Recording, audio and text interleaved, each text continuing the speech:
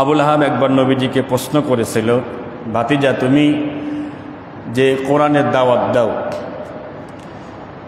সেই কোরআনের প্রতি ঈমান আনলে বা আল্লাহর প্রতি ঈমান আনলে ফায়দাটা কি? হোয়াট ইজ দ্য বেনিফিটটা কি তুমি একটু বলো। আল্লাহর হাবিব সাল্লাল্লাহু আলাইহি সাল্লাম কোরআনের প্রতি ঈমান আনলে, কোরআন মানলে কি কি লাভ, তিনি এই বিষয়গুলো বলতেছিলেন। আল্লাহ তাআলা কোরআনুল কারীমের ভিতরে বলেছেন, বিসমিল্লাহির রহমানির রহিম, ইন্নামা তুনযিরু মান ইত্তাবাআয যিকরা ওয়া খাশিয়ার রহমানা বিল গায়ব ফাবাশশিরহু বিমাগফিরাতিন ওয়া আজরিন কারীম। আল্লাহু আকবার। কোরআনুল কারীমের 36 নম্বর সূরা সূরাত ইয়াসিন 22 নম্বর পারা শেষ নম্বর পৃষ্ঠা প্রথম নম্বর রুকু আয়াতে কারিমা 11।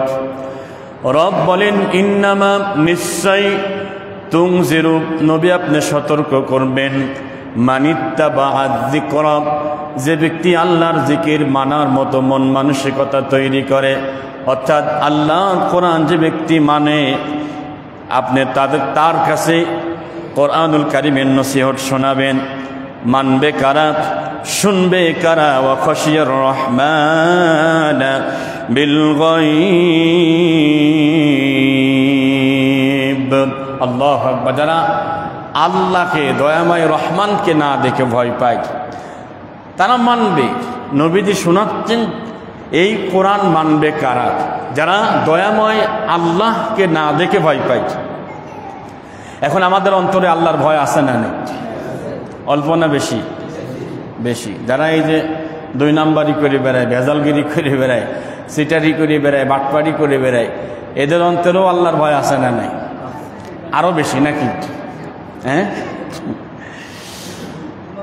আল্লাহর হাবিব বললেন, চাচাজি শুনুন, ফাবাশশিরহু বিমাগফিরাতিন, মহান আল্লাহ তাআলা সুসংবাদ রেখেছেন, যদি কোরআনের প্রতি ঈমান আনেন আর যদি দয়াময় আল্লাহকে না দেখে ভয় করেন, জীবনের গুনাহগুলো আল্লাহ তাআলা মাফ করার সুসংবাদ দিয়েছেন। সুবহানাল্লাহ। তাহলে এখন আমি জানতে চাই, আমাদের আমলনামার ভিতরে গুনাহ আছে না নাই?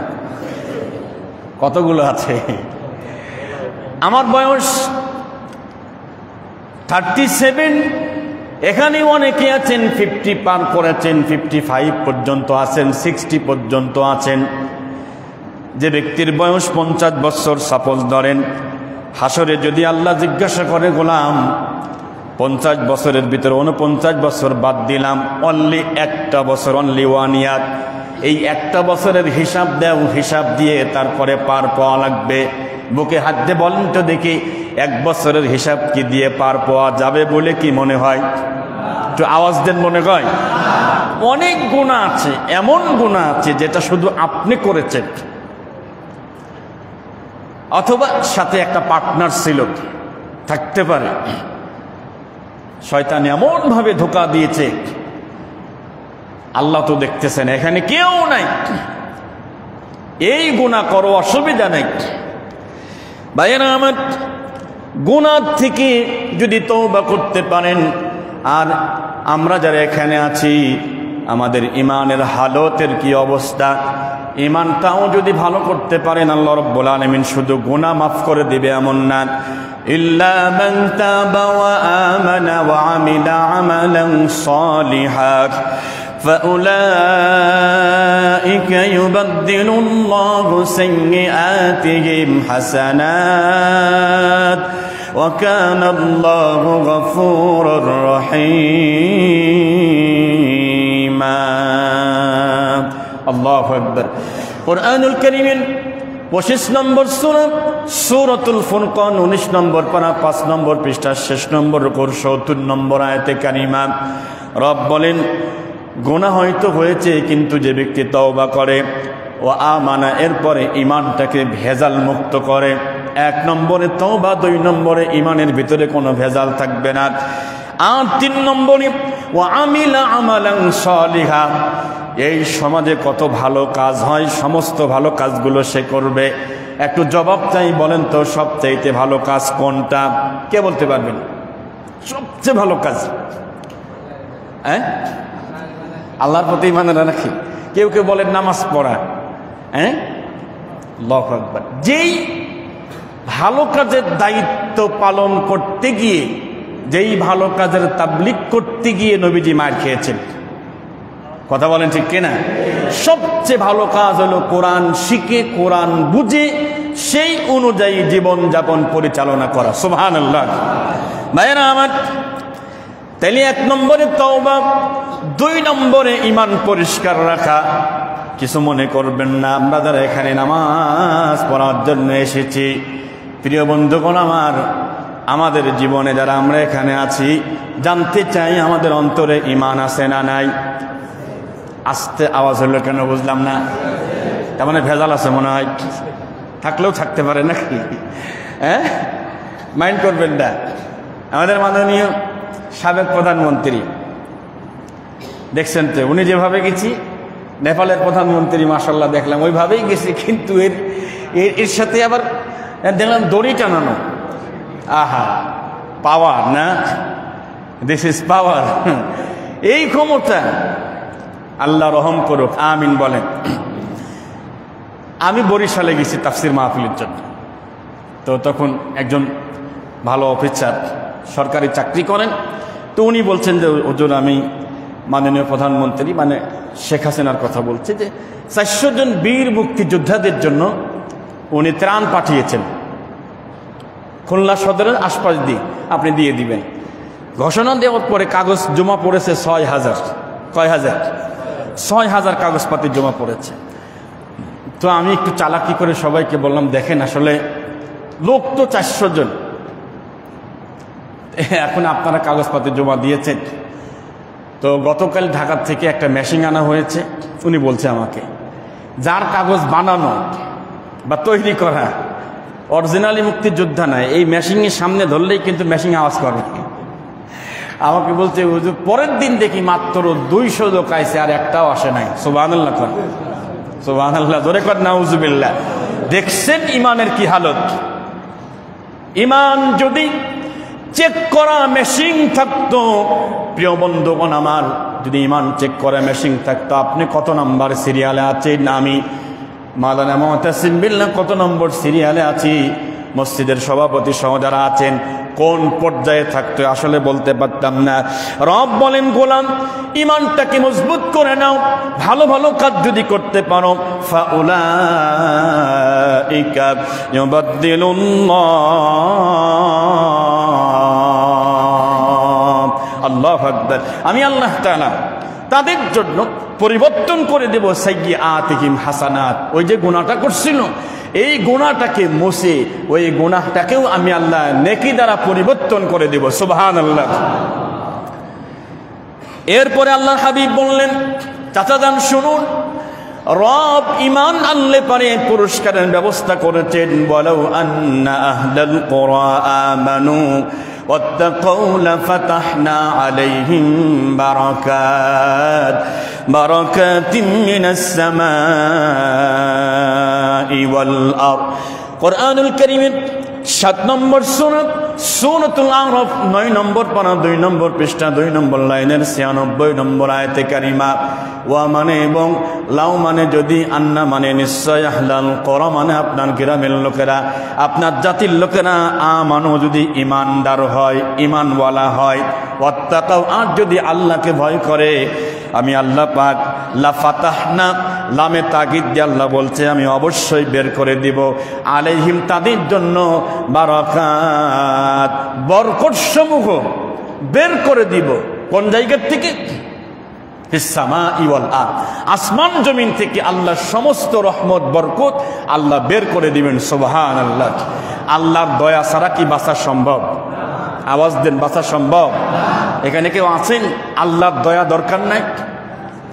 হ্যাঁ, যখনই মনে করবেন যে আমি পাওয়ার ক্ষমতা পেয়েছি, পাওয়ার পেয়েছি, আমার আল্লাহর দয়া দরকার নাই, মনে করবেন যে বেলা ডুবিয়ে যাওয়ার কাছাকাছি চলে আসে। কথা কন নাকি? যখনই মনে করছিল যে এমন কোনো পরাশক্তি নাই যে আমাদেরকে সরাইতে পারে, যখনই এই কথাগুলো উনি বারবার বলতো যে আমাদেরকে কেউ নড়াতে পারবে না, সরাতে পারবে না, তখনই মোটামুটি বেলা ডোবার মানে কার্যক্রম শুরু হয়েছিল আর কি। এই জন্য এটা কোনোভাবেই চিন্তা ভাবনা করা যাবে না, আল্লাহ দয়া না করলে বাঁচা সম্ভব না। নবীজি মাঝে মাঝে একটা দোয়া করতেন, আল্লাহুম্মা হাসিবনি হিসাবাই ইয়াসীরা, আল্লাহুম্মা হাসিবনি হিসাবাই ইয়াসীরা। আল্লাহ তুমি আমার হিসাবকে সহজ করে দিও। বলেন তো দেখি বন্ধু, আল্লাহ নবীজির জীবনে কোনো গুনাহ ছিল? বলেন ছিল? তাহলে উনি এবার হিসাব সহজ কেন চান? গুনাই তো নেই, আল্লাহ আগেই মাফ করে দিয়েছেন। আল্লাহ নবী সাহাবীরা নবীজির কাছে প্রশ্ন করেছেন, ইয়া রাসূলুল্লাহ ইয়া হাবিবাল্লাহ, আসলে সহজ বলতে কি বোঝায় একটু বলেন? কিয়ামতের কঠিন মুসিবতের সময় আল্লাহ তাআলা অনেক বান্দাকে একা একা ডাক দিবে, অনলি স্রেফ একা। ওয়া কুল্লুহুম আতিহি ইয়াউমাল কিয়ামাতি ফারদা, একা একা আল্লাহ ডাক দিবেন। ডাক দিয়ে আল্লাহ ডান হাতকে আল্লাহ প্রসারিত করবেন, আল্লাহর উভয় হাতে ডান হাত সুবহানাল্লাহ প্রসারিত করে আমলনামা বের করতে বলবেন। ইকরা কিতাবাক اقرأ كتابك كفى بنفسك اليوم عليك حسيبا। সূরা বনী ইসরাঈল 15 নম্বর পারা 2 নম্বর পৃষ্ঠা 2 নম্বর রুকু আয়াতে কারিমা 14। রব বলেন ইকরা কিতাবাক, হাসরের ময়দানে কিছু কিছু বান্দাকে আল্লাহ এককভাবে ডাক দিয়ে আমলনামা বের করে আল্লাহ আমলনামা পড়তে বলবে, আর বলবে গোলাম পরে দেখো তো আজকে নেই আমলনামা তোমাকে বাঁচানোর জন্য যথেষ্ট কিনা। উনি গুনাহ করেছেন, গুনাহ করেছেন, নেকেই বেশি কিন্তু গুনাহ কম, তারপরেও আল্লাহ বের করে বলবেন এটা কি তোমার করছিলা, তুমি করছিলা, কেন করছিলা? জবাব নেই, লা জবাব হয়ে যাবেন। শেষ পর্যন্ত আল্লাহ রাব্বুল আলামিন তাকে মাফ করে দিবেন, ক্ষমা করে দিবেন। আল্লাহর হাবিব বলেছেন এটা হলো সহজ হিসাব, সুবহানাল্লাহ। তাইলে আল্লাহর দয়া ছাড়া বাঁচা সম্ভব না। ঈমান থাকলে, আল্লাহর ভয় থাকলে আল্লাহ তাআলা বরকত রহমত আল্লাহ বের করে দিবে। কি দিবে ওটা আরেকদিন আলোচনা হবে।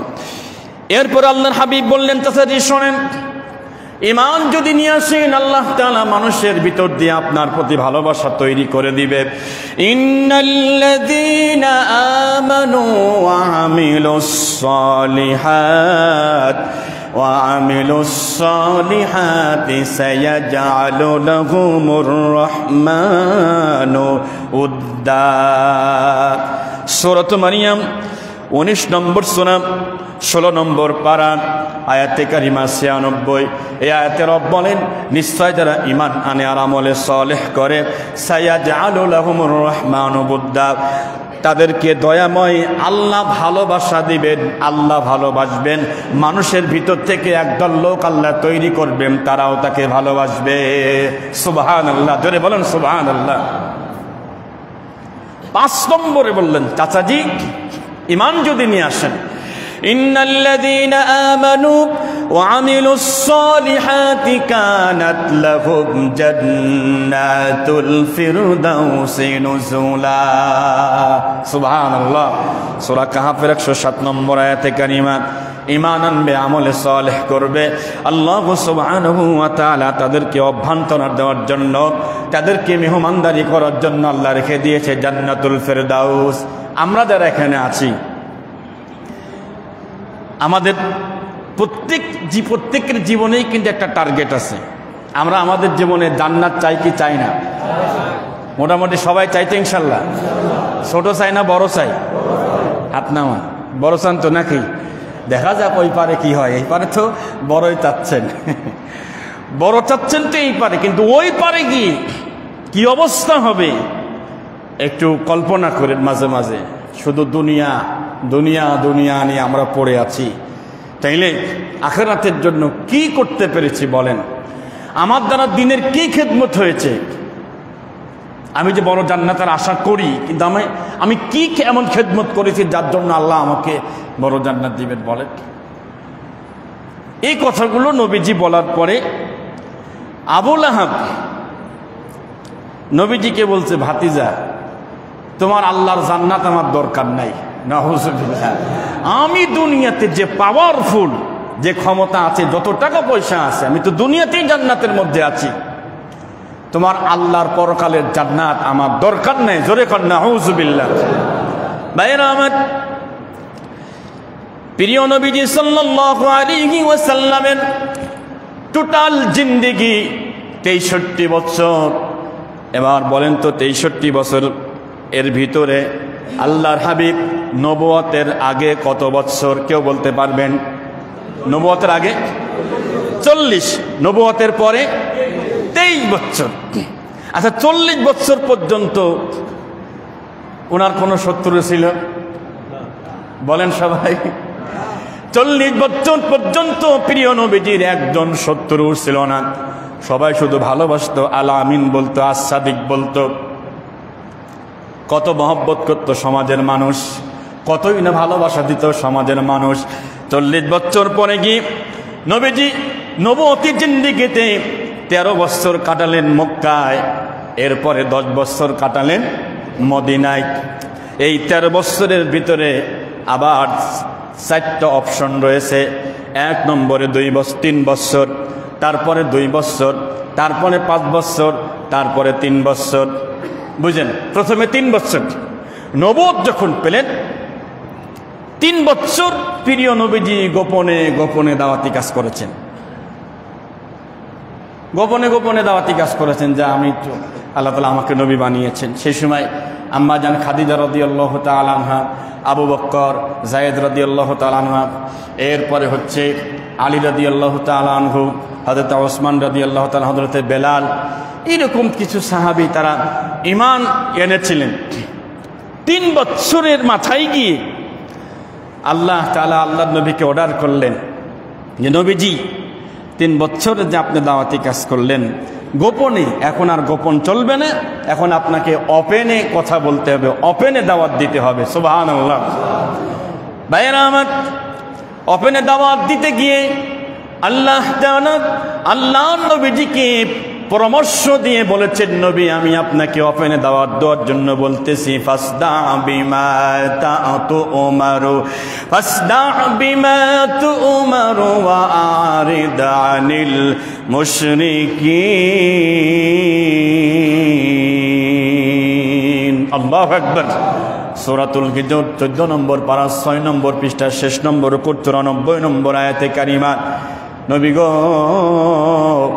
আপনাকে যে উপদেশ শোনানো হচ্ছে, যে ওহী আপনাকে করা হচ্ছে, জোর গলায় স্পষ্ট করে মানুষের কাছে পৌঁছায় দেবেন। এতে কাফের মুশরিকরা আপনাকে চয়েস করবে না, পছন্দ করবেন না। দয়া করে তাদের কাউকে আপনি পরোয়া করতে যাবেন না। সুবহানাল্লাহ। দাওয়াতি কাজ করতে গিয়ে কারোর চোখ দেখে কথা বলা যাবে না। জোরে বলেন ঠিক কিনা? তালগুল পাকিয়ে কথা বলা যাবে না। এই অর্ডার কার? জোরে বলেন না কার? আল্লাহ। মনে রাখবেন, যখনই চামচামি ভাব নেবেন, যখনই দালালির ভাব নেবেন, তখনই আল্লাহ সম্মান উঠায় দেবে। ঠিক কিনা? আর যদি সঠিক পথে থেকে যদি আপনি সামনে এগিয়ে যান, বিজয় একদিন আসবে ইনশাআল্লাহ।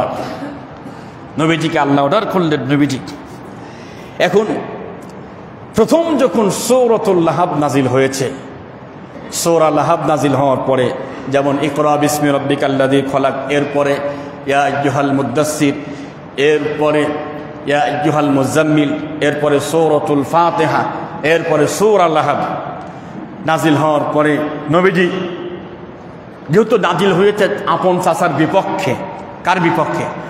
আপন চাচার বিপক্ষে নাজিল হয়েছে। একে ইতস্তত করতেছিলেন যে আপন চাচা, উনি আমার, এটা কেমনে বলি, পুরা 5টা আয়াতই তো ওনার বিরুদ্ধে আর ওনার স্ত্রীর বিরুদ্ধে। এটা কি বলবো, ওটা কি বলবো না।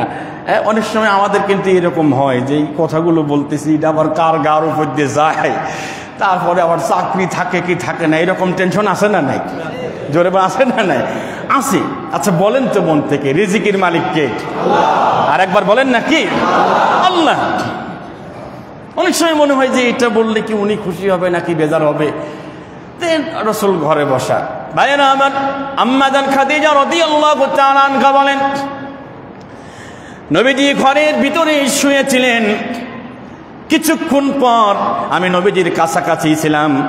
শুয়ে থাকার কিছুক্ষণ পর নবীজি উঠে বসলেন।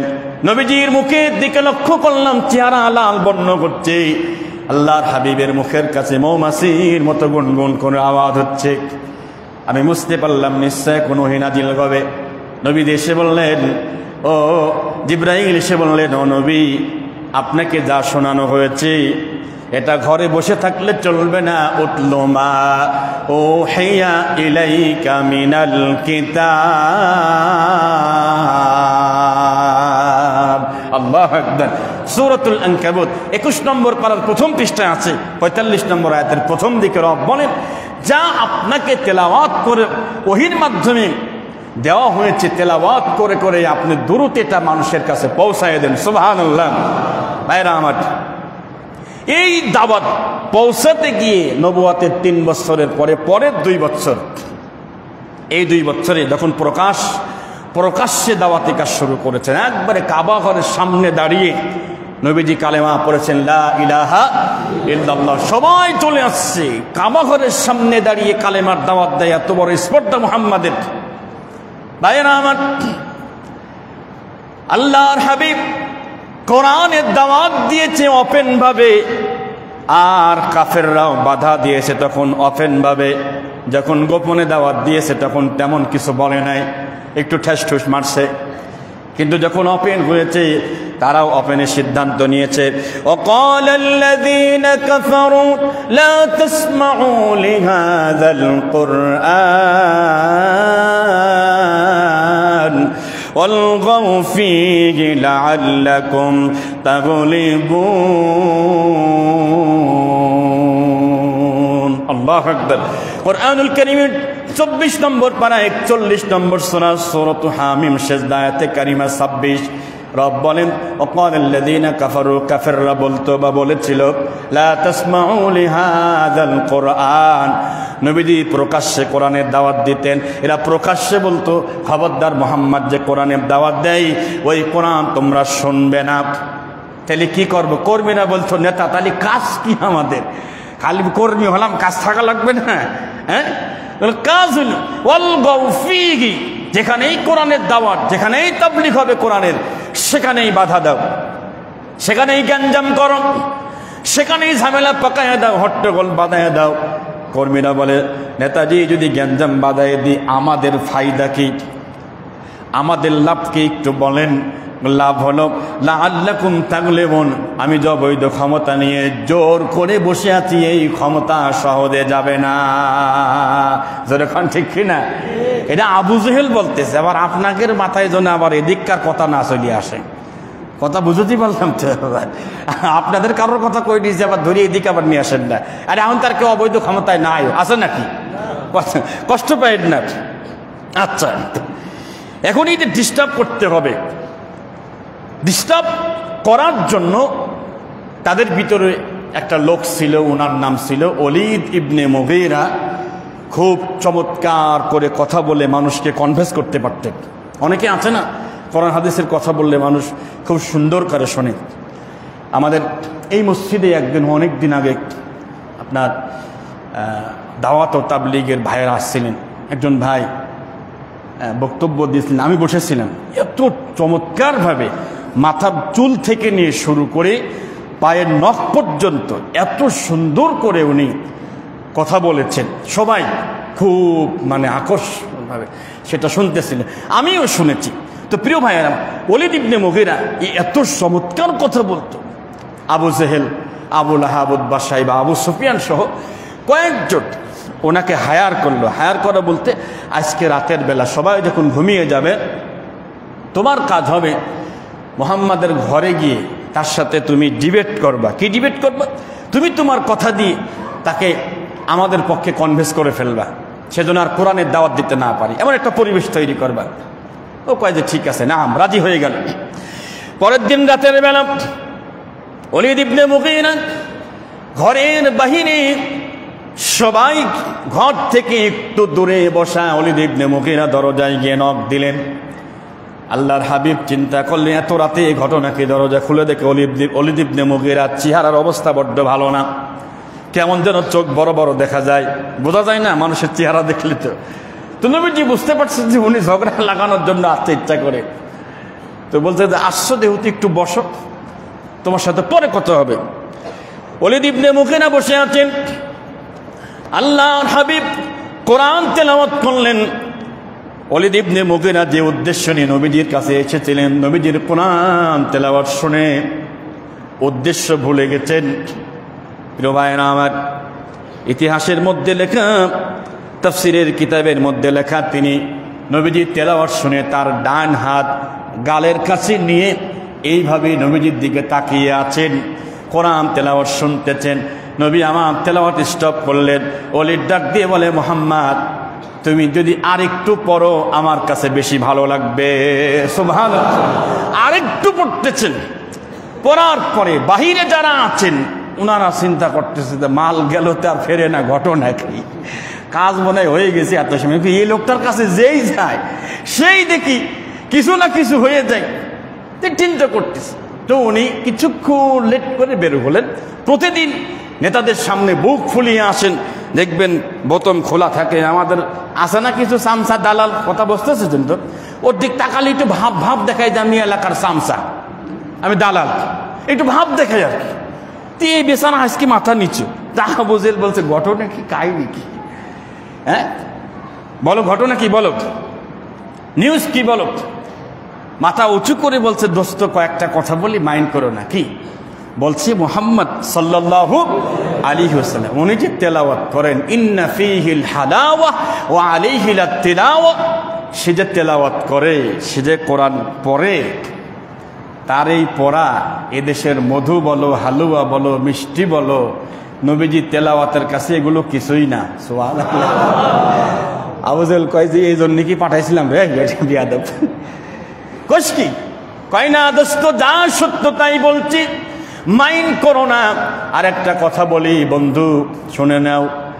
তার তেলাওয়াতের ভিতরে একটা সুগন্ধি আছে, এই সুগন্ধিটা আতরের মতো, এক জায়গায় থাকবে না, খুব অচিরেই গোটা মক্কার প্রত্যেক বাড়িতে বাড়িতে কোরআনের এই সুগন্ধি পৌঁছায় যাবে। আবু জেহেল হাজার চেষ্টা করলেও তুমি ঠেকাতে পারবে না। আল্লাহু আকবার। আবু জেহেল কছে তালি কি কালেমা পড়ে আইছো নাকি, ঘটনা কি? কয়েছে না, তা পড়ি নাই। তাহলে তুমি কি করবা? আমি যেহেতু একটা উদ্দেশ্য নিয়ে তার কাছে গিয়েছিলাম, পারি নাই, এখন থেকে আমি তাকে যেখানেই দেখব সেখানে তাকে আমি ডিস্টার্ব করব। নবীজি পরের দিন কোরআনের দাওয়াত দিচ্ছেন, কিছু সাহাবী বসা, উনিও সেখানে গেছেন। গিয়ে বারবার শুধু নবীজির দিকে বড় চোখ করে তাকাচ্ছেন, কেমন যেন চোখ দিয়ে ডিস্টার্ব করার চেষ্টা করতেছেন। রব জানাচ্ছেন সেই কথাগুলো, ওয়া ইয়াকাদুল্লাযীনা কাফারু লা ইউযলিকুনাকা বিআবসারিহিম লাম্মা সামি'ু যিকরা ওয়া ইয়াকুলুনা ইন্নাহু লামাজনুন। আল্লাহু আকবার। সূরাতুল কলম 29 নম্বর পারা 6 নম্বর পৃষ্ঠা শেষ নম্বর 51 নম্বর আয়াতে কারিমা আল্লাহ বলছেন, নবী ওয়া ইয়াকাদুল্লাযীনা কাফারু, কাফেররা, ইয়াকাদু তারা চায়, আল্লাযীনা যারা কাফার, ওই কাফেররা চায়, কি চাই? লা ইউযলিকুনাকা বিআবসারিহিম, তাদের চোখ দিয়ে আপনার দিকে তাকিয়ে আপনাকে মনে হয় যে চোখের ইশারা দিয়েই মেরে ফেলতে চায়। নাউযুবিল্লাহ। আপনারে কষ্ট দিতে চাই। লাম্মা যখন সামি'উ যিকরা, এই জিকির যখন শোনে, কোরআন যখন শোনে, ভাইরা আমার, আল্লাহ বলছে নবী ওরা কিছুই করতে পারবে না, চোখ দিয়ে বড় করে তাকায়া আপনার ধমক দিয়ে কিছু করতে পারবে না, উঠে চলে যায় আস্তে করে। যাওয়ার সময় বলতে থাকে, ওয়ায়াকুলুনা ইন্নাহু লামাজনুন, নিশ্চয়ই মুহাম্মদ পাগল। জোরে কর নাউযুবিল্লাহ। বলেন তো দেখি, আমার নবী কি পাগল ছিল ভাইজান? আরো জোরে বলেন, পাগল ছিল না? না না। রব বলেন, ওয়ামা আরসালনাকা, সবাই, ওয়ামা আরসালনাকা ইল্লা রাহমাতাল লিল আলামিন। আল্লাহু আকবার। সূরাতুল আম্বিয়া 107 নম্বর আয়াতে রব বলেন, হে নবী আমি আপনাকে পাঠাই নাই, তবে এমনি এমনি পাঠাই নাই, গোটা বিশ্বের জন্য আপনাকে রহমত করে পাঠিয়েছি। সুবহানাল্লাহ।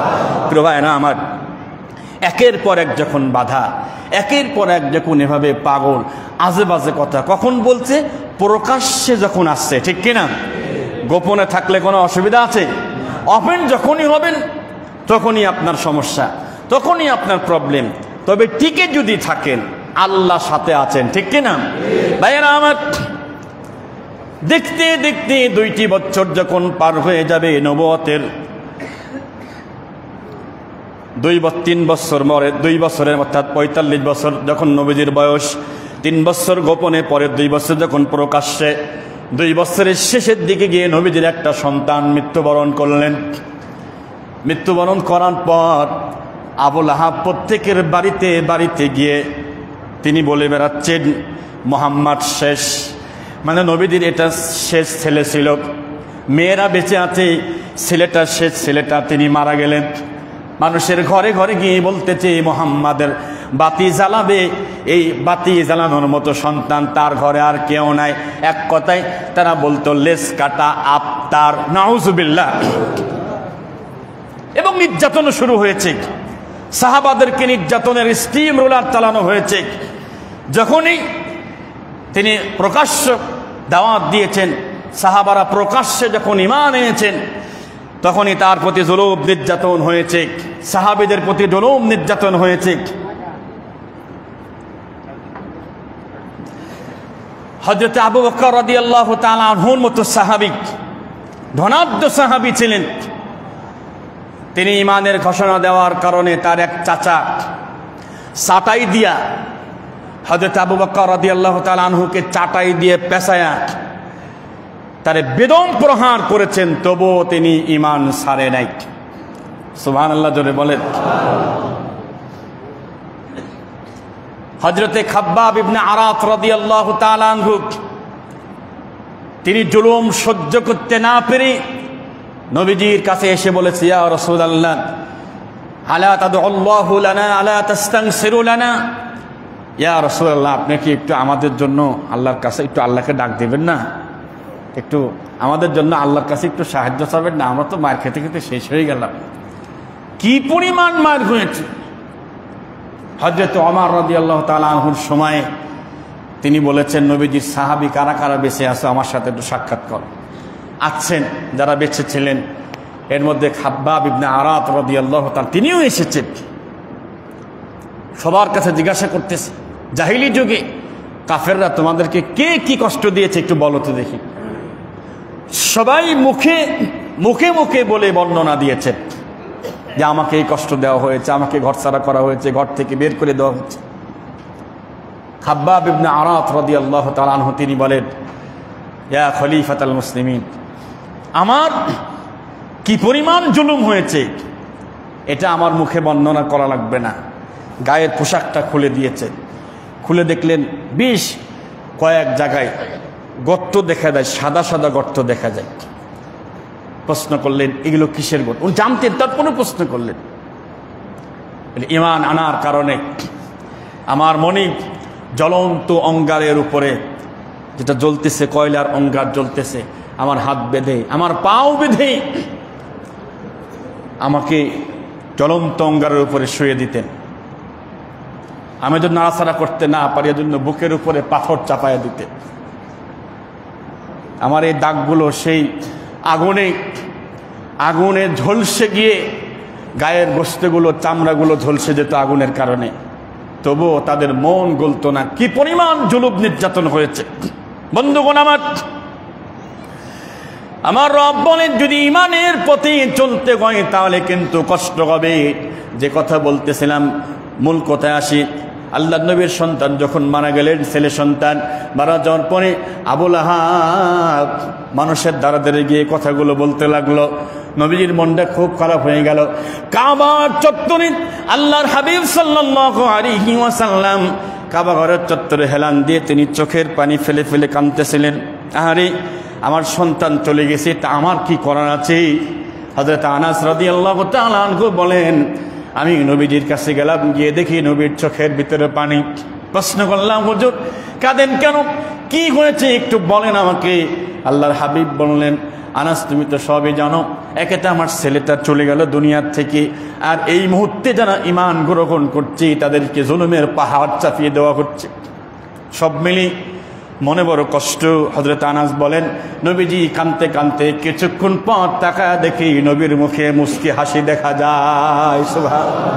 প্রশ্ন করলাম, ইয়া রাসূলুল্লাহ, ইয়া হাবিবাল্লাহ, কিছুক্ষণ আগেই না আপনি কাঁদতেছিলেন, এখন চোখে মুখে হাসি মুস্কি হাসি, কি হয়েছে? আনাস তুমি জানো না, এই মুহূর্তে জিব্রাইল আমার কাছে এসে সুসংবাদ দিয়ে গেল, ইন্না পড়েন, ইন্না আ'তাইনাকাল কাউসার ফাসাল্লি লিরাব্বিকা ওয়ানহার ইন্না শানিআকা হুয়াল আবতার। আল্লাহ রাব্বুল আলামিন সূরাতুল কাউসার নাজিল করলেন, নবী আমি আপনাকে নিয়ামত দিয়েছি, কাউসার দান করেছি। এই কাউসারের অনেক অর্থ আছে, অন্য একদিন সূরা কাউসার নিয়ে তাফসীর হবে ইনশাআল্লাহ। অতএব আপনি নামাজ পড়ুন, কোরবানি করুন। আজ যারা আপনাকে লেজকাটা নির্বংশ বলে, ওরাই লেজকাটা নির্বংশ হবে, আপনার বংশ কিয়ামত পর্যন্ত থাকবে। সুবহানাল্লাহ। আপনারা জবাব দেন, আজ পর্যন্ত এই জামগড়া চৌরাস্তায় কোন দোকানের নাম কি এইরকম দেখেছেন? মিস্টার আবু জেহেল স্টোর চোখে পড়ছে? Abu Lahab store, mister Firaun store দেখছেন কখনো? যারা বিধর্মী হেরাও এই নামগুলো রাখে না। আল্লাহ এই নামগুলোকে নিচ্ছিন্ন করে দিয়েছেন, ঠিক কিনা? যারা এই যুগে যুগে দ্বীনের বিরোধিতা করবে, নবীদের বিরোধিতা করে, তাদের নাম পর্যন্ত কেউ রাখে না। যারা আলেমদের সাথে বিয়াদবি করেছে, একটা সময় এদের নাম পর্যন্ত কেউ মুখে নেবে না। লিখে রাখেন ইনশাআল্লাহ। যত ভালো নামই হোক, বলবে এই নাম, এই টাউটের নাম ছিল, এর নাম রাখবো না। আল্লাহ রহম করুক, আমিন বলেন। নবুয়তের ৫ম বছরে গিয়ে যখন জুলুম শুরু হলো, কিছু সাহাবী যখন এসে বললেন, আল্লাহর হাবিব বললেন, চাইলে শোনেন, আপনারা একটা কাজ করেন, আপনারা আবিসিনিয়াতে হিজরত করেন, আবিসিনিয়াতে চলে যান। ওখানকার যিনি বাদশাহ আছে, বাদশাহ নাজ্জাশী, উনি খুব ভালো মানুষ, ওনার কাছে গেলে আশা করা যায় উনি জায়গা দিবে। এখানে না থেকে গোপনে গোপনে চলে যাও তোমরা। তো মোটামুটি প্রথমবার 15 জন সেখানে গেলেন। কয়জন বলেন তো? 15 জন সেখানে চলে গেলেন। এরপরে এর কিছুদিন পরে 85 জন। কয়জন? 85, কেউ বলতে 87। কেন গেলেন? এখানে টিকে থাকার মতো পরিবেশ আর নাই, এজন্যই হিজরতের প্রয়োজন হয়েছে। নবুয়তের ৫ম বছরে গিয়ে রসুলের সাহাবী সংখ্যা মাত্র 141 জন। 100 কত বলেন তো? 141 জন। 141 জনের মধ্যে যখন 101 জন চলে গেছে, আছে আর কয়জন? 40 জন রসুলের কাছে, অথবা 41 জন, কম বেশি যাই হোক। পুরা এলাকাটা কেমন যেন ফাঁকা ফাঁকা লাগছে। আবু জেহেল চিন্তা করে, যাদেরকে সবসময় একটু পিটাতাম, একটু কষ্ট দিতাম, এরা চলে গেল, এখন কারে কি করব? কি করা যায়? কোথায় গিয়েছে? কার কাছে গিয়েছে? গিয়েছে আবিসিনিয়াতে বাদশাহ নাজ্জাশীর কাছে গিয়েছে। রবায়রা আমার, আবু জেহেল তার আপন বড় ভাই, শুধু আপন বড় ভাই না, তার আরেকজন খুব ঘনিষ্ঠ লোক, তার নাম আমর ইবনুল আস, তিনি তখন ঈমান গ্রহণ করেন নাই। এই দুইজনকে মোটা অঙ্কের হাদিয়া দিয়ে বলছে, ওই বাদশাহ নাজ্জাশীর কাছে যাও, বাদশাহ নাজ্জাশীর কাছে গিয়ে এদের বিপক্ষে উল্টা পাল্টা কথা বলবা, আজে বাজে কথা বলবা, এরা দেশদ্রোহী, এরা জঙ্গি, এরা দেশের আইন মানে না, তাই এরা পালিয়ে চলে যাচ্ছে, ভুলভাল বোঝায় দিবা। অনেক টাকা হাদিয়া নিয়ে আবু জেহেলের বড় ভাই এবং হযরত আমর ইবনুল আস রাদিয়াল্লাহু তাআলা আনহু, তিনি তখন ঈমান গ্রহণ করেন নাই। দুইজনে মোটা অঙ্কের হাদিয়া নিয়ে বাদশাহ নাজ্জাশীর কাছে গেলেন। বাদশাহ নাজ্জাশীর কাছে যাওয়ার পরে সমস্ত কথাগুলো তারা খুলে খুলে বললেন যে, এই মানুষগুলো চলে এসেছে, ওরা যদি ভালোই হবে তো পালিয়ে কেন আসলো? কথা বুঝতেছেন তো? মানে বাদশাকে কিভাবে আরো খেপানো যায়, আরো রাগানো যায়। তো উনি একটা রাষ্ট্র চালায়, এতই বোকা নাকি উনি? এক পক্ষের কথা শুনে কি উনি রেজাল্ট ফাইনাল করবেন নাকি? না, আমাদের মতো না, নিজেই রেজাল্ট তৈরি করে নিজেই আবার ফাঁস করে। কথা কয় ঠিক না? কারো শোনানোর দরকার হয় না কি হয়েছে কি না হয়েছে। হেই আদালত, হেই বিচারক, হেই রায় দেয়, হেই ফাঁসি দেয়। ঠিক কিনা জোরে বলেন? এটা প্রমাণ করার দরকার হয় না। তো উনি এমন ছিলেন না, বাদশাহ নাজ্জাশী একটু বুদ্ধি ছিল। আচ্ছা কৈতালি শোনেন, ওনাদেরকে ডাকেন, ওনাদেরকে ডাক দিন, একটু কথাবার্তা বলি, দেখি যদি মনে হয় যে দেশদ্রোহী, মানবতা বিরোধী, তাহলে একটা ব্যবস্থা নেবে ইনশাল্লাহ। 101 জন যখন আসতেছেন বাদশাহ নাজ্জাশীর কাছে, এর ভিতরে কিছু সাহাবীও অনেক বেশি মার খাইছিল। তো ওরা বলতেছে যে আবু জাফর বিন আবু তালেব রাদিয়াল্লাহু তাআলা আনহু, নবীজির চাচাতো ভাই আবু তালেবের ছেলে জাফর বিন আবু তালেবের চেহারা আর নবীজির চেহারা দেখতে হুবহু একই রকম ছিল। সুবহানাল্লাহ, মানুষ দেখলে প্রেমে পড়ে যেত, এত সুন্দর চেহারা ছিল। তো দুর্বল সাহাবী দ্বারা বেশি মার খাইছে। তো বলতে শোনেন, জাফরকে ডাক দিয়ে বলছে, শোনেন, যদি কিছু মিছে কথাও কওয়া লাগে এদিকে এদিক করিয়ে একটু বলেন, যেন আমাদের এখান থেকে আর চলে যাওয়া না লাগে। টেনশন করেন না, আল্লাহর উপর তাওয়াক্কুল করে সেখানে যাব, যা ঘটেছে আমাদের সাথে সমস্ত কিছু সত্য কথা বলবো, চাই উনি রাখুক না হয় না রাখুক। সুবহানাল্লাহ, বলেন না সুবহানাল্লাহ। ভাইয়েরা আমার, বাদশাহ নাজ্জাশী 101 জনের ভিতরে জাফর বিন আবু তালেব রাদিয়াল্লাহু তাআলা আনহুর চেহারা দেখে মনের ভিতরে প্রথমে মায়া লেগে গেছে। তারপরে বলছে, বলো তো দেখি তোমাদের রাসূল কি বলে? আমাদের রাসূল বলে, এই যে মূর্তি আছে মক্কাতে, মক্কার ভিতরে, ঘরের ভিতরে, এগুলোর পূজা করা যাবে না, সুদি কারবার করা যাবে না, জিনা ব্যভিচার করা যাবে না, মানুষকে ধোঁকাবাজি করা যাবে না, ঠকবাজি করা যাবে না, আমানতের খেয়ানত করা যাবে না, অনুঙ্গ অবস্থায় তাওয়াফ করা যাবে না। বাদশা কয়, তাইলে তো ঠিকই আছে। সুবহানাল্লাহ, উনি তো ভালো কথাই তো কয়, উনি আবার খারাপ কয় কি? এ তো চমৎকার কথা বলেন। ডাক দিয়ে বললেন, শোনো জাফর বিন আবু তালেব, তুমি যদি, উনি খ্রিস্টান ছিলেন, খ্রিস্টানের ধর্মের আসলটা তিনি মানতেন। বললেন যে মারিয়াম আলাইহিস সালাতু ওয়াস সালাম সম্পর্কে তোমাদের কিতাবে কি আছে যদি বলতে পারো, আমি কথা দিচ্ছি আমি কালেমা পড়ে মুসলমান হয়ে যাব। সুবহানাল্লাহ। জাফর বিন আবু তালেব রাদিয়াল্লাহু তাআলা আনহু দেরি করলেন না, দেশের বাইরে বিদেশের মাটিতে এই প্রথম তাও বাদশার সামনে কোরআন তেলাওয়াত। মারিয়াম আলাইহিস সালাতু ওয়াস সালামের জন্ম সম্পর্কে জানতে চাইছে, তিনি তেলাওয়াত করে শুনিয়েছেন, বিসমিল্লাহির রহমানির রহিম, ওয়াজকুর ফিল কিতাবি মারইয়াম ইয ইনতাবাদাত মিন আহলিহা মাকানান শারকিয়্যা ফাত্তাখাযাত মিন দুনিহিম হিজাবা ফাআরসালনা ইলাইহা রূহানা ফাতামাসসালা লাহা বাশারান সাওয়্যা ক্বালাত ইন্নী আউযু বিররহমানি মিনকা ইন কুনতা তাকিয়্যা قال إنما أنا رسول ربك لأهب لك غلاما زكيا। যখন কয়েকটা রুকু তেলাওয়াত করেছেন, জাফর বিন আবু তালেব বলেন, আমি তার মুখের দিকে তাকায় দেখি তার চোখ দিয়ে পানি ঝরতেছে। চোখ, দুই চোখেরই গোড়া দিয়ে পানি ঝরতেছে। মনে মনে চিন্তা করলাম, আর ভয় নাই, আর টেনশন নাই। জাফর বিন আবু তালেব বললেন, আমাদের বাইবেলে, ইনজিলে আর কোরআনে দেখি তো হুবহু মিল আছে। তেলাওয়াত শুনে এত বেশি মজা পেয়েছেন।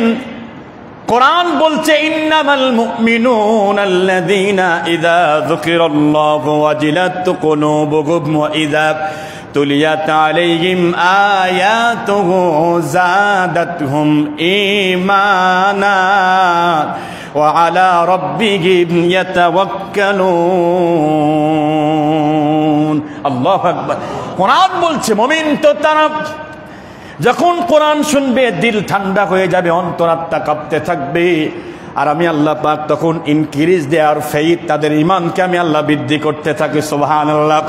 বাদশা নাজ্জাশী তেলাওয়াত শুনে জাফর বিন আবু তালেবকে বললেন, জাফর, নবীকে দেখি নাই, তোমাকে দেখলাম, দেরি করো না, আমারে পড়ায় দাও লা ইলাহা ইল্লাল্লাহু মুহাম্মাদুর রাসূলুল্লাহ সাল্লাল্লাহু আলাইহি ওয়াসাল্লাম। এখন যে দুইজন গিয়েছিল খুব সুন্দর চেহারা নিয়ে, বুঝতেছেন, খুব দাঁতের সাথে, চেহারায় কি তেল, মাল থাকলে এমনি তেল হয়, মাল অবৈধ মাল থাকলে চেহারা এমনি ফোটে নাকি? আমাদের দেশের যত মন্ত্রী, যত এমপি মন্ত্রী, হে শরীর চলতো না, এ ক্ষমতা পাওয়ার পরে এ চামড়া খালি টাইট হয় আর সুন্দর হয়। একে জনগণের চিন্তা আছে মাথায়? হ্যাঁ, জনগণের খেদমত করতে গেলে পরে চেহারা কি ভালো থাকার কথা? মাশাআল্লাহ একটাও দেখলাম না যে চেহারা শান্তি কমে এদের। হ্যাঁ, প্লাস্টিক সার্জারি করে হলেও মাল চেহারা ভালো রাখা লাগবে। আল্লাহ ভালো ভালো ভালো করুক, আমিন বলেন। এখন এই দুইজনকে ডাক দিয়ে বলছে যে ঘুষ নিয়ে আসছো না, ঘুষ নিয়ে আসছো, বাদানামি করো না, এই যা আছে এদেরকে দিয়ে ফেরত দিয়ে দাও। এবার বলেন তো, এরা দুইজন যে আশা নিয়ে গিয়েছিল আর মক্কার যারা বসা আছে যে আশা নিয়ে, তাদের আশা কি পূরণ হয়েছে? বলেন পূরণ হয়েছে? কি আশা নিয়ে গেছিল? যে আমরা ক্ষমতায় আছি, আমরা পাওয়ার আছি, ওখানে যাওয়ার পরে আমরা জেদ পই। কিছুদিন আগে যেরকম হয়েছে আর কি, বোধহয় বুঝতেছেন তো না? বুঝতেই পারিনি মনে হয়, দুই একদিনের ভিতর কি দেখতেছেন তো? মনে করি সব আমাদের। এখন দেখে ও আল্লাহ, কেউ তো আমাদের পক্ষে নাই, ঠিক কিনা? একটু অপেক্ষা করেন, ওয়েট অ্যান্ড সি, দেখেন দেশের মানুষ কার পক্ষে কার বিপক্ষে আছে। আন্দাজে চেঁচামেচি করবেন, ফালাফালি করবেন। শিক্ষকের সামনে একটা ছেলে, এর নাম গণেশ, কি নাম? গণেশ ভর্তির, গণেশের পড়াশোনা 2011-10-11 সেশন, ওই এখনো ছাত্র, সুবহানাল্লাহ। আমি 10-11 সেশনের ছাত্র, পড়াশোনা শেষ হয়েছে 15 সালে, ও মাল এখনো পড়ে যাচ্ছে। কথা বুঝছেন? এই গণেশ একজন ভিসির সামনে কিভাবে কথা বলতে হয় এটা জানে না। হ্যাঁ, ক্যাম্পাসের দায়িত্ব তোমাদের হাতে দিয়ে ওরা যে নিরাপত্তা পাবে না, এখানকার শিক্ষার্থী ভালো করে বুঝিয়ে দিয়েছে, ঠিক কিনা? আবার আমাদের বাড়ির কাছে দেখলাম রাতের বেলায় মাশাআল্লাহ, হ্যাঁ, ঈশান নামাজ পড়েই লাগেছে, দেখি কিছু করা যায় কিনা। কেন এই বদভ্যাস কেন?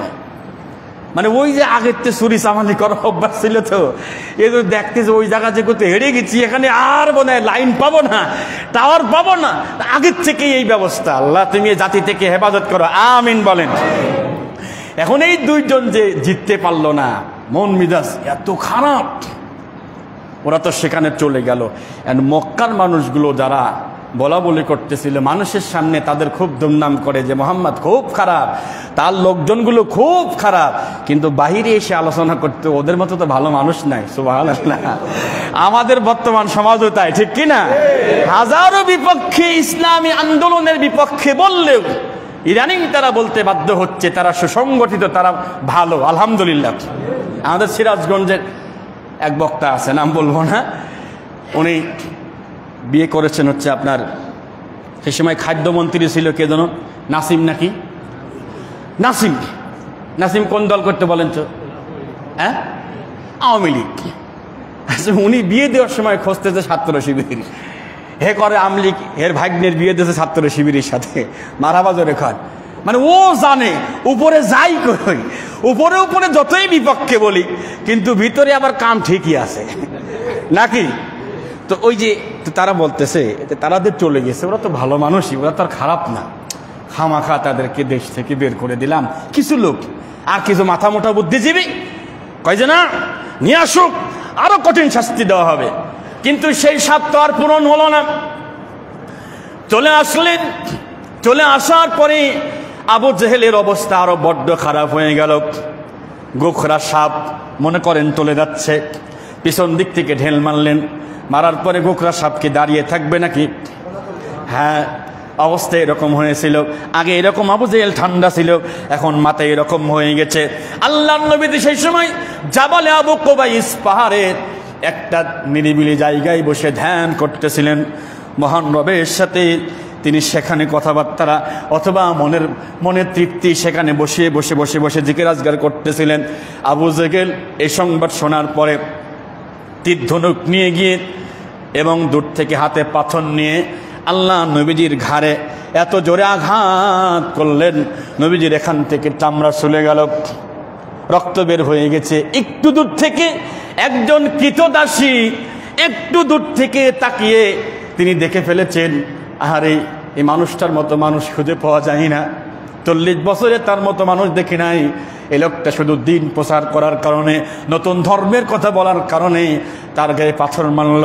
তিনি গিয়ে আমির হামজা রাদিয়াল্লাহু তাআলা আনহুর স্ত্রীর কাছে বললেন, চাচি আম্মা, আমি দেখে আসলাম আপনার ভাতিজার গায়ে আবু জেহেল পাথর মেরে রক্তাক্ত করে ফেলেছে। এখন এই যে ঘুরে আসার পর, ওখান থেকে ঘুরে আসার পরে আমির হামজা রাদিয়াল্লাহু তাআলা আনহু তিনি তখন ঈমান আনেন নাই। বাড়িতে আসার পরে সংবাদ শুনেছেন যে ভাতিজাকে রক্তাক্ত করেছে। তীর ধনুক নিয়ে এসে দেখলেন কাবা ঘরের চত্বরে আবু জেহেল বন্ধু বান্ধব একটু কৌতুক করতেছে, মারছে তো একটু মনে শান্তি। হ্যাঁ, হুজুরদের মারলে মনে একটু শান্তি লাগে না? কথা কয় না, মনে আরাম লাগে খুব না? হুজুরদের মারলে খুব আরাম লাগে। কষ্ট নিয়ে না, বাস্তবতা বলতেছি, ঠিক কিনা? আলেম ওলামা মারলে আরাম লাগে, হুজুরদের মারলে এই দেশে হুজুর আর থাকবে না, আলেম ওলামা থাকবে না, এরকম একটু মনের ভিতরে ভাব ছিল আর কি। কিন্তু তারা যে বোঝে নাই আলেমদের শূন্য করতে গিয়ে আমরাই একসময় শূন্য হয়ে যাব, ঠিক কিনা? এটা বুঝতে পারে নাই তারা। ভাইয়েরা আমার, আমির হামজা তীর ধনুক কেনে লোকজনের ভিতরে আবু জেহেল সহ আরো কয়েকজন নেতা বসা, দেরি করেন নাই, এসে মাথার উপরে এমন জোরে আঘাত করেছেন যতক্ষণ পর্যন্ত রক্ত বের না হয় নাই। রক্ত বের হয়েছে, হওয়ার পরে বলছে, কেন মারছিস বল, কেন মারলি বল, লিমা দরফতাহু, কেন আমার ভাতিজাকে মারলি বল। সে বলে, সে কেন দিনের কথা বলে, কেন দিনের কথা বলে। তিনি বললেন, শোনো আবু জেহেল, শুধু দিনের জন্য তুমি তাকে মারছো। তুমি শুনে রাখো, তোমাকে সাক্ষী রেখে